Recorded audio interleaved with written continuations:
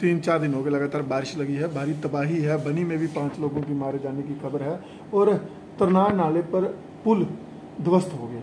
क्या देखते हैं किसका कसूर है? और पुल में तो सीधा सीधा कसूर कंस्ट्रक्शन कंपनी का है जो भी वहाँ काम कर रही है। आप जानते हैं कि जब किसी को क्रशर वाले को मटेरियल उठाना होता है तो उसको 500 मीटर ब्रिज को छोड़ना पड़ता है।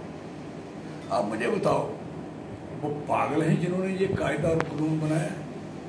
और ये इतने बड़े समझदार हो गए, ये वही हो गए जो है ना उस देखने गए थे टाइटैनिक सबमरीन वाले। जी बिल्कुल। जो उसे बेवकूफ ने लेके चला गया उन लोगों को समुद्र के नीचे जी, और 1.5 करोड़ रुपए की टिकट लेके चला गया और पता नहीं सारा साइंटिफिक था ही, वो इतना ध्वस्त हो गया, बेड़ा गर्क हो गया। ये सेम लोग हैं, ये बेसिकली वो लोग बैठे हुए हैं जिन लोगों को कंस्ट्रक्शन का जरा सा भी ज्ञान नहीं है। सबसे पहले जब कंस्ट्रक्शन करते हैं, जब कंस्ट्रक्शन की खुदाई करते हैं, तो जिस जगह ब्रिज खड़ा करना होता है तो वो देखते हैं कि ब्रिज हमने कितना बनाना है, कितने साइज का बनाना, कितना गहरा लेना और उसकी डेप्थ क्या होगा, लोड बेरिंग जो है जमीन की वो बेरिंग कितनी है, स्ट्रेंथ क्या है, उस तरीके से उसका प्लान होता है। हाँ मेरे अजीज हो, एक टोल वो होता है वो जो कंस्ट्रक्शन करता है,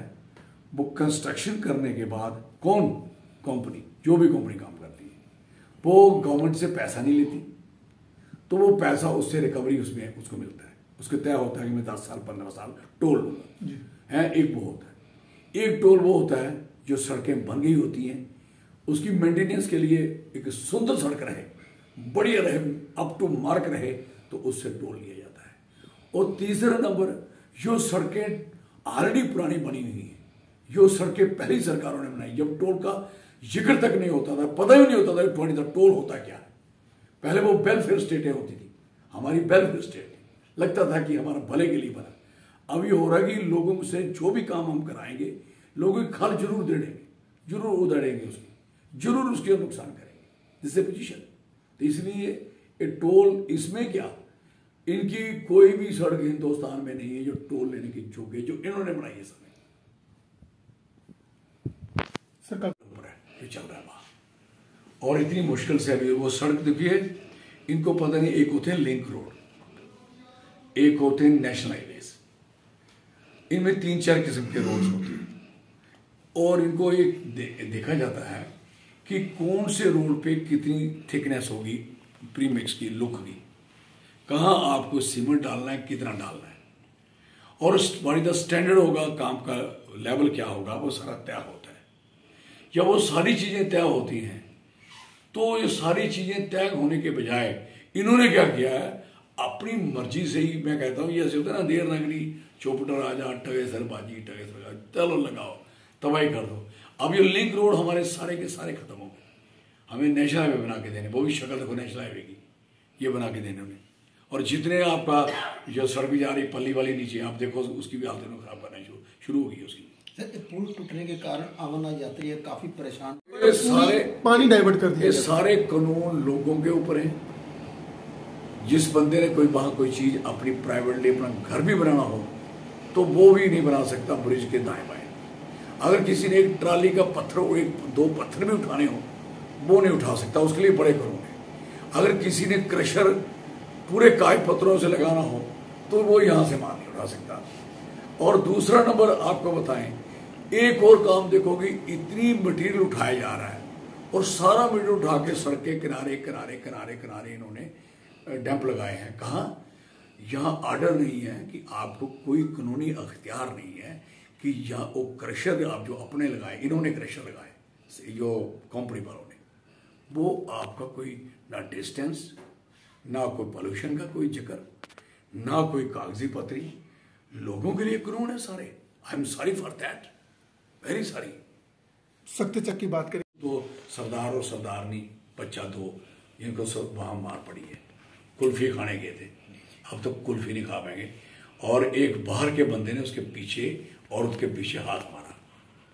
मैं कह सकता हूं अब ये दिन हमारे आगे, और लोग जब खड़े हुए, और लोग कितने बशर्म हैं जिन्होंने अपने घरों में रखा हुआ है, और लोग फिर एक सारे, और सरदार को इतना मारा था, उसकी सारी पगड़ी खोल खोल के उसकी ऐसी हालत की थी। ये पोजीशन बनने जा रही है हमारे इलाके की। क्राइम, कंस्ट्रक्शन, कंपनी किसी की परवाह नहीं कर रही। कोई भी कंपनी लोगों के बच्चों को रखने को राजी नहीं, लोकल को रखने को राजी। सर वही सवाल, क्योंकि लोकल को इसलिए नहीं रखने के लिए राजी कि उनकी जो चोरी चकारी है वो देख लेंगे कि हमारा नुकसान कर रहे हैं ये लोग। अब इन्होंने सारे ऑफिसर और सारे जो बड़े बड़े आदमी, एक भी आदमी जम्मू का नहीं लगाया। रोजगार की बात करते हैं, किसको रोजगार देने, कह रहे हम इतना रोजगार मिल रहा है, अब बाहर से फौज लेके आ जाओगे, सारा कारोबार उनको दे दोगे। हमारे लोग टिप्पर, डंपर, शावल, पोकलेन, ड्रैगलेन सारा कुछ चलाने वाले हैं और इतना बढ़िया प्लान कर रहे हैं। वो कोई भी बंदे आप देखोगे, मोर देन 95% लोग इन्होंने अपने बाहर के रखे हैं और 5% लोग जोर जरबी से, कोई मैंने कहा, कोई किसी ने कहा जोर जरबी से, अदरवाइज आपको, अदरवाइज हम होता क्या है कि आप हमारे लोग 90% हमारे लोग रखने होते हैं, 90%। और ये इसलिए हुआ है, ये केंद्र शासित बना है। अब केंद्र शासित यूटी स्टेट होती तो किसी की मजाल नहीं थी। और दूसरा नंबर, हम मेंबर पार्लियामेंट थे, आपको ये बताएं, रामबन में काम लगा था, आपका उधमपुर में काम लगा था, आपका ऊपर किश्तवाड़ में काम लगा था, कई प्रोजेक्ट चल रहे थे। किसी की मजाल तक नहीं थी कि लोकल को बाहर रखें और बाहर वाले बंदे को लो, सारे बंदे, चाहे वो काम रेलवे का लग रहा था यहाँ रियासी में, संगलदान में, चाहे वो अंजी ब्रिज, जो बड़ा ब्रिज बता रहे हैं इन्होंने बनाया, वो अंजी ब्रिज तो मैं खुद लेके वहां काम लगा हुआ था, हमने शुरू करवाया था। और ये आज बता रहे हैं अंजी ब्रिज, इनको पता, मैं तो उस ब्रिज पे गया हूं, वो ब्रिज उस काफी बन चुका था तो काम खत्म हो गया था, ब्रेक आ गई थी कि ये आगे थ्रस्ट आ गई, पहाड़ों में काम नहीं हो सकता, एक फ्रॉड हुआ था, रेलवे वाले की बड़े ऑफिसरों ने सौदेबाजी में पीछे हो गए तो उन्होंने काम बंद करा दिया, ये काम ही नहीं हो सकता। फिर मैंने 20 MP लेके आया था। आज कौन 20 MP लेके आएगा, कौन MP लेके आएगा जो लोगों को इस बात के लिए बताएगा कि हमारे लोगों को कारोबार नहीं मिल रहा, रोजगार नहीं मिल रहा, बच्चों को नौकरी नहीं मिल रही और बच्चे टोटली तबाही और बर्बादी की तरफ चले गए बेरोजगारी में। चाहे आप देखोगे चिट्टे में, नशे में, ठेकों में, शराब में, इस सब में पोजीशन ये हो गई है। हमारे जो बहादुर इलाके थे, जो प्योरली डोगरा फाइटर लोग थे, ये कंडी वाले, सारा इलाका इन्होंने तबाह करके छोड़ दिया। मजदूरों की बात कर रहा था, कल भी प्रदर्शन हुआ है, वो कह रहे हैं कि मेगा कंपनी है जो जहां पूरा कंस्ट्रक्शन का काम। अफसोस लगेगा कि इन्होंने सड़क को उखाड़ते हुए, ब्रिज को तोड़ते हुए, ब्रिजेस के पास बड़े बड़े खड्डे डालते हुए इस स्पीड में जा रहे हैं। और सड़क का निर्माण की बात करें या ब्रिज की बात करें, किसी कलवर्ट की बात करें, किसी नाली की बात करें जो साइडों में बनी है, आप लोकेट बोर्ड में देख लो जो नाली बन रही है, देखिए आपने? नहीं, वो मिट्टी में उन्होंने डाल दिया, वो सीमेंट डाल दी।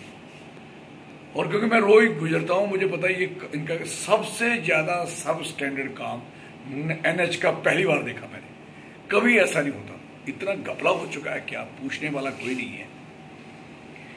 अब आप बता रहा था कि जब आप कंस्ट्रक्शन के लेके जाते हो तो आपको कोई कानून, कोई कायदा, कोई लॉ, कोई सिस्टम, कोई कुछ भी नहीं है, आपकी मर्जी करती है। कोई एक जगह लगा देते हो ब्लॉक, आपकी मर्जी करती है दूसरी जगह ब्लॉक कर देते हो। लोगों का जीना हराम करके छोड़ा हुआ है। और आज तो इनकी जो बात मैं सोच रहा था वो क्लियर हो गई।